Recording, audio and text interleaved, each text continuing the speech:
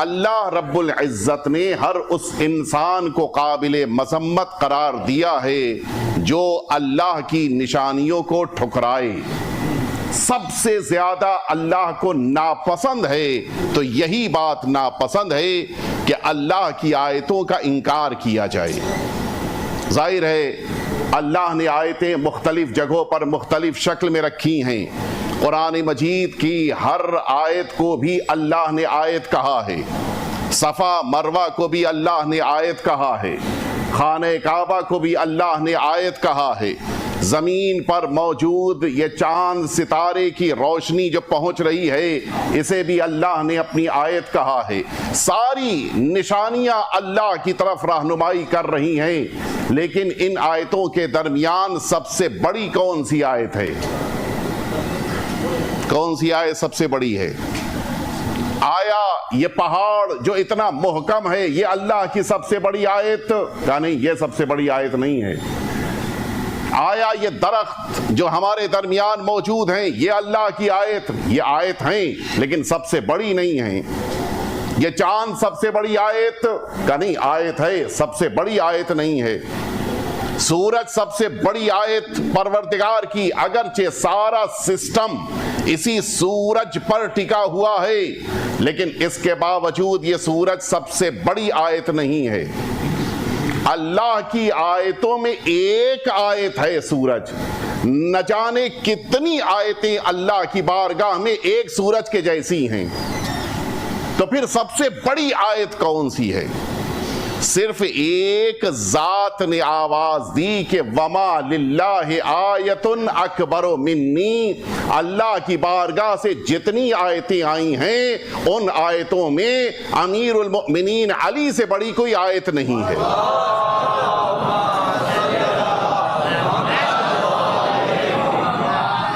سب سے بڑی آیت اگر اللہ نے قرار دیا ہے تو سرکار امیر المؤمنین کو۔ اور اب آپ توجہ فرمائیے، میں پرسوں عرض کروں گا کہ کس زاویے سے، اگر مجھے موقع ملا کہ کس زاویے سے اللہ نے سب سے بڑی آیت قرار دیا ہے، لیکن آج جس بات کی طرف متوجہ کرانا ضروری ہے اور آج ہی کی شب ضروری ہے، وہ بات اصل یہ ہے کہ اگر کوئی قرآن مجید کی کسی آیت کی توہین کرے تو اس پر ہم سبھی لعنت کرتے ہیں، اور اگر کوئی امیر المؤمنین جو اللہ کی سب سے بڑی آیت ہیں ان کو قتل کرے تو اس پہ بھی لعنت کرتے ہیں۔ ہمیں نہ قرآن کی توہین کرنے والا قبول ہے نہ امیر المؤمنین کے خلاف بولنے والا قبول ہے۔ اور اب آپ نے بے شک کہا ہے تو اگلی بات بھی سن لیجئے۔ کل دو مناسبتیں جمع ہو رہی ہیں، ایک امیر المؤمنین کا روز ضربت ہے اور دوسری مناسبت نوروز بھی آ گیا ہے۔ ہماری کیا ذمہ داری ہے؟ ہم خوشی منائیں گے یا امیر المؤمنین کے سوگوار بنیں گے؟ ہمیں امیر المؤمنین کا سوگوار بننا ہے۔ جہاں تک دعاؤں کی بات ہے ٹھیک ہے، ہم دعا پڑھیں گے، لیکن وہ کام کہ جو نوروز میں خوشی کا سبب قرار پائے ہم انجام نہیں دے سکتے۔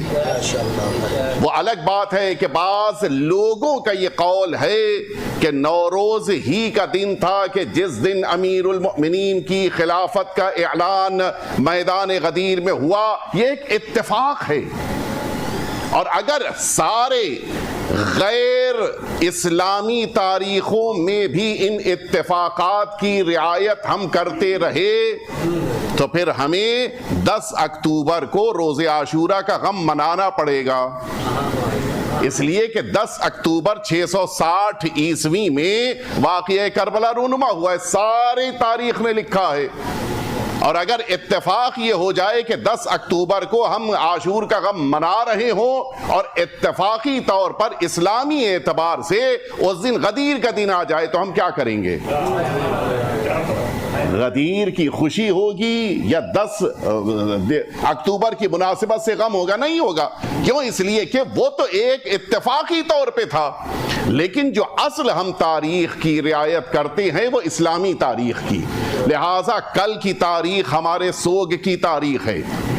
اور میں مزید تفصیل نہیں عرض کرنا چاہتا. میں نے آج ہی ابھی دوپہر میں وہ جو دیکھا ایک جگہ کے اوپر کہ جہاں پر لکھا تھا عید نوروز، اس کو مٹوایا کہ عید اب اس سال نہیں ہے.